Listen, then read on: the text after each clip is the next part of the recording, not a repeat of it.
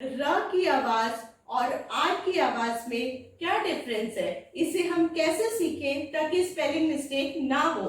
र की आवाज छोटी आवाज है और आर की आवाज बड़ी आवाज है।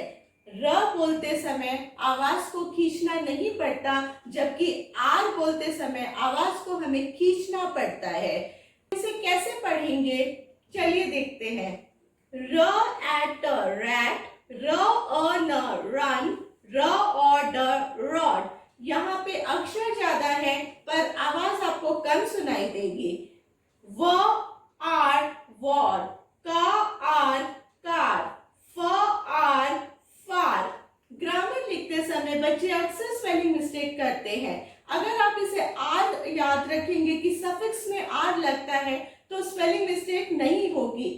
ग र ए म आर, ग्रामर।